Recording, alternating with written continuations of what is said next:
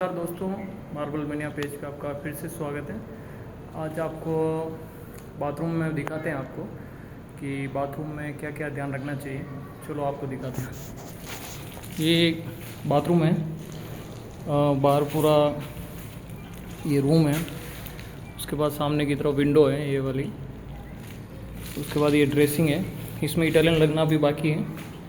और ये बाथरूम है जिसमें वाटर प्रूफिंग हो गई है और प्लम्बिंग का सारा काम आप देखो, प्लम्बिंग का सारा काम हो गया इसमें। ये WC है, उधर शावर लगेगा, उस वाले भाग में आप देखो शावर लगेगा। फिर ऊपर एसी गर्म पानी के लिए आप देखो ये लाइनें आई हुई है बाथरूम में, गर्म और ठंडे पानी की। आप देखो शावर में गर्म पानी की लाइन है, उसके बाद ठंडे पानी की लाइन है, उसके बाद WC में ठंडे पानी की लाइन लगी हुई है पूरा। और बाथरूम में जो सबसे खास बात ध्यान रखने की है, ये जो जितनी भी लाइनें दिख रही हैं इसको आप या फ़ोटो ले लो और मेजरमेंट के साथ आपको ले लेनी चाहिए कि बाद में जब फर्नीचर वाला इसमें फर्नीचर करने आए या कुछ ग्लास लगाने वाला आए तो प्लम्बिंग लाइन आपकी डैमेज नहीं होनी चाहिए। इसलिए आपको इन सब चीज़ों का फ़ोटो ले लेना चाहिए। दूसरा WC, और देखिए इसमें WC की हाइट बड़ी मायने रखती है, तो इसकी हाइट आपके पास परफेक्ट होनी चाहिए कि कितनी हाइट पे लगे। उसके बाद शावर का भी आप देखिए, इसमें शावर का हाइट और शावर का सेक्शन कहाँ आ रहा है, उसके हिसाब से सब चीज़ें आपके पास कंप्लीट होनी चाहिए। और मैं सबको यही कहता हूँ कि बाथरूम में जो भी प्लम्बिंग की लाइनें जा रही है उसका फ़ोटो और वीडियो आपके पास होना चाहिए।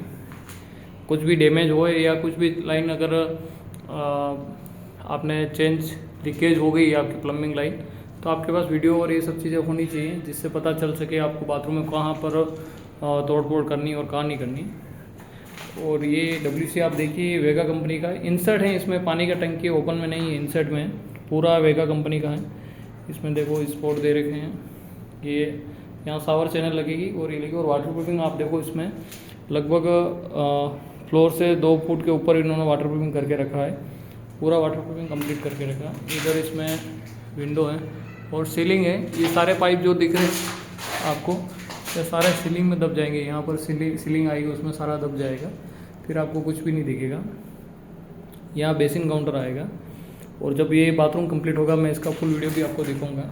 यहाँ बेसिन काउंटर आएगा, ऊपर जो पॉइंट दिख रहे हैं वो नल का है और नीचे ड्रेन का है, और ये ड्रेन वापस इसके अंदर आ रही है। अब देखो अच्छा खासा बाथरूम है। और ये ड्रेसिंग है जहाँ पर कबाड़ बनेगा, फर्नीचर बनेगा पूरा, और इसमें सब कपड़े वपड़े रखे जाएंगे। उसके बाद ये रूम है और बाहर मैंने आपको पहले दिखाया था, बाहर बालकनी है, ओपन एरिया है। और आप देखिए इस पर डोर की हाइट फुल हाइट दे रखी है। ये बंद हो जाएगा, लकड़े में बंद कर देंगे इसको।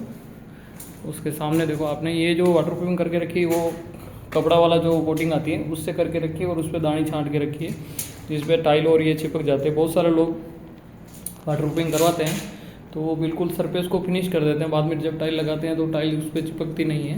आप इसमें देखिए ऐसे वाटर प्रूफिंग करा रखी है, बिल्कुल आप सीमेंट देखिए ऐसी वाटर प्रूफिंग करा रखी है। ये कॉस्ट वाइज बहुत महंगी है, लेकिन अगर आप अच्छा काम करवाना चाहते हैं तो ऐसी वाटर प्रूफिंग करानी चाहिए।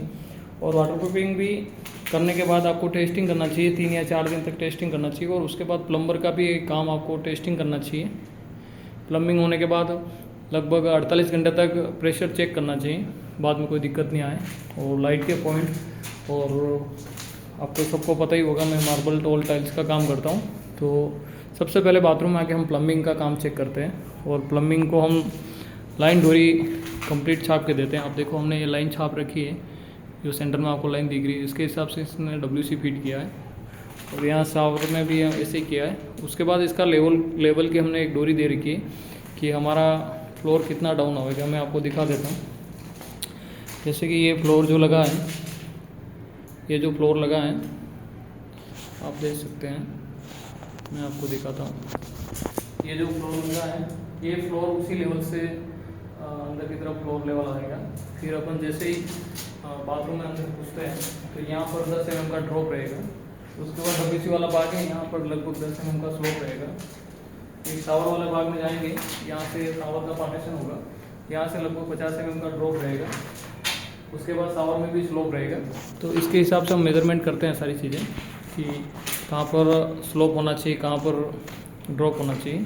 और बाथरूम में हमेशा आपको ड्रॉप देना चाहिए, उसके बाद उसमें भी स्लोप देना चाहिए। आजकल बहुत सारे बाथरूम में ड्राई एरिया होता है, उसमें स्लोप नहीं देते हैं। वो बड़े लोगों के जो घर होते हैं उनमें लगभग ऐसे ही होता है, जो बड़े बड़े बंगलों में होता है उसमें लगभग ड्राई एरिया होता है, क्योंकि साफ़ सफाई वाले के लिए बहुत सारे वहाँ सर्वेंट होते हैं। बाकी नॉर्मली आपको बाथरूम में हमेशा ड्रॉप देना चाहिए, और शावर और WC वाले भाग में भी ड्रॉप देना चाहिए।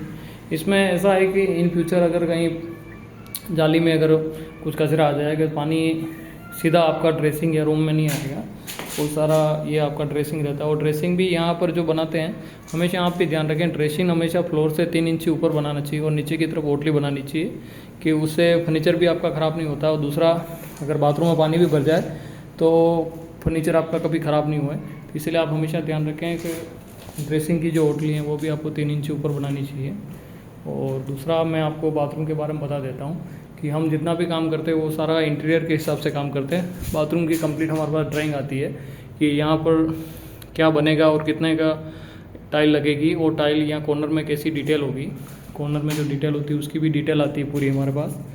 और उसके बाद शावर में कोई हाइलाइटर होगा या कोई पैटर्न वाली टाइल होगी तो उसकी भी पूरी डिटेल आती है कि सामने वाली दीवार पे कुछ अलग हटके टाइल हैं या कुछ हाइलाइटर जैसा है या कुछ स्टोन है, तो उसमें पूरा पैटर्न आता है हमारे पास, पूरी ड्राइंग बन के आती है।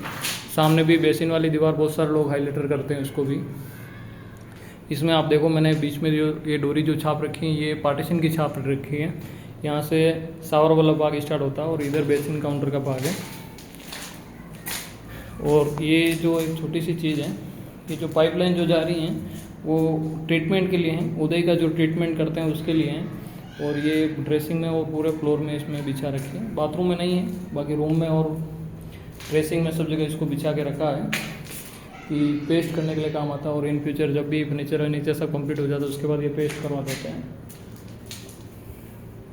और आप इसमें देख सकते हैं ये कि इसमें ड्रेसिंग में भी AC लगेगा, और सेंट्रलाइज AC है, ड्रेसिंग में भी लगाते हैं। और अपन जैसे लोगों को तो घर में रूम में भी नहीं लगा पाते हैं, और यहाँ सब जगह AC लगता है, पूरे बंगले में AC लगेंगे। सेंट्रलाइज AC भी लगेगी, पर्सनल AC भी लगेगी, लेकिन ड्रेसिंग और बाथरूम में सब में AC लगवाते हैं। और जब वीडियो कंप्लीट हो जाएगा, मतलब बाथरूम जब कंप्लीट हो जाएगा तो इसका फुल वीडियो आपको देंगे। अगर वीडियो अगर अच्छा लगता है लाइक करें, शेयर करें और फॉलो करें मार्बल मैनिया पेज पे, ऐसे ही फॉलो करके सपोर्ट करें। धन्यवाद दोस्तों।